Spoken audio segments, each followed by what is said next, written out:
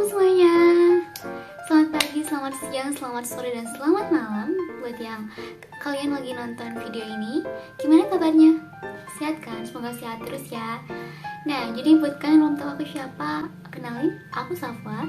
Dan di setiap channel atau setiap konten channel ini, aku bakalan sering bahas atau membagikan sebuah tips yang semoga aja bisa bermanfaat buat kalian semua.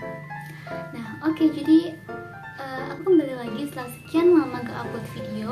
Maaf banget, soalnya kemarin-kemarin aku belum sempat buat video dan handle YouTube ini.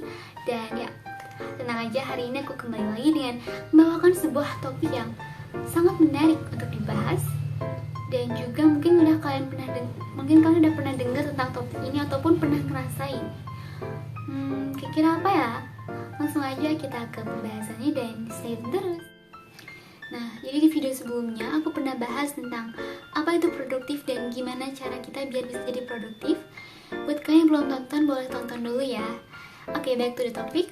Nah, jadi kalian tahu gak sih kalau si produktif ini itu gak selalu berdampak positif buat kita.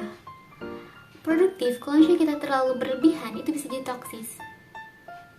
Hah? Kok bisa sih? Langsung aja kita bahas ya. So, pernah gak sih kalian ngerasa terlalu sibuk sampai kewalahan karena di hari itu kalian punya banyak banget aktivitas ataupun kegiatan yang harus dilakuin. Misalnya seharian penuh kalian duduk di depan layar laptop sambil ngerjain hal-hal yang menurut kalian itu produktif, sampai ninggalin hal-hal yang penting buat kita, misalnya sampai lupa makan, minum, mandi, dan ibadah. Nah, kalau kalian pernah ngerasain ataupun ngalamin hal-hal tersebut, kan harus hati-hati nih, karena secara gak sadar kamu udah melakukan yang namanya toxic productivity. Tapi apa sih sebenarnya toxic productivity itu? Toxic productivity itu adalah sebuah obsesi untuk terus mengembangkan diri sendiri dan selalu merasa bersalah kalau misalnya gak bisa ngelakuin banyak hal. Itu sih pengertian singkatnya. Ada yang relate gak nih? Kayak mungkin kalian tipe orang yang selalu pengen berusaha bikin dirinya itu jadi lebih baik lagi, ngelakuin banyak hal, dan kalau kalian gak ada tugas ataupun gak ada yang pengen dilakuin, kayak selalu ngerasa bersalah. Bahkan kalau kalian udah ngelakuin banyak hal, terus pengen istirahat aja, pasti suka ada kan rasa bersalah buat istirahatnya itu. Nah, itu adalah ciri-ciri ataupun pengertian dari toxic productivity. Dan kalian penasaran gak sih kenapa si toxic productivity ini bisa muncul? Nah, jadi toxic productivity ini muncul dari budaya kita yang sering nganggap kalau seseorang yang punya banyak aktivitas dalam kesehariannya itu baik gitu, kayak hebat gitu. Jadi gak jarang kan kita juga sering muja ataupun kagum sama seseorang yang punya banyak aktivitas di setiap harinya, produktif, kayak gitu. Nah, jadi itu menyebabkan orang-orang ataupun orang-orang yang melihat mereka itu jadi berlomba-lomba buat jadi produktif. Nah, jadi itu penyebab si toxic productivity ini bisa muncul. Well, that's not wrong. Produktivitas ini bisa menjadi sesuatu yang sangat baik kalau kita tahu batasan diri kita sendiri. Jadi nggak terlalu berlebihan lah ya. Dan produktivitas ini itu bisa jadi toksis kalau misalnya kita udah sampai mengesampingkan kebutuhan dasar kita. Misalnya kayak sampai lupa makan, istirahat, minum, mandi, sampai lupa ibadah juga. Bahaya banget kan ya. Nah, jadi maka dari itu, mulai sekarang kan harus lebih tahu batasan dan gak terlalu berlebihan sampai lupa istirahat. Dan misalnya toxic productivity ini bisa memunculkan rasa bersalah kalau misalnya kita pengen istirahat dari kesibukan kita sebentar aja misalnya. Pasti selalu ada kan kayak rasa bersalah gitu. Nah, jadi itu adalah latar belakang terjadinya toxic productivity dan pengertian dari toxic productivity. Nah, jadi itu dia pengertian singkat dari toxic productivity ini dan juga latar belakang kenapa bisa terjadi atau kenapa bisa muncul toxic productivity.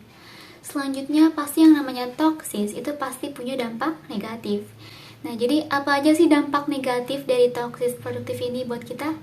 Langsung aja kita cari tahu ya. Nah, jadi dampak negatif yang pertama adalah munculnya perasaan burnout atau perasaan hilang minat terhadap sesuatu hal yang misalnya kita suka ngelakuinnya ataupun aktivitas yang kita suka lakuin, tapi gara-gara toxic productivity ini kita jadi kehilangan minat sama aktivitas tersebut.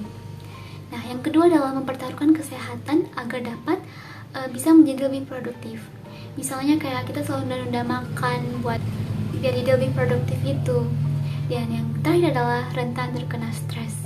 Wah, serem banget kan ya. Semoga aja kalian gak sampai stres ya gara-gara toxic productivity ini. Jadi itu dia 3 dampak negatif dari adanya toxic productivity ini.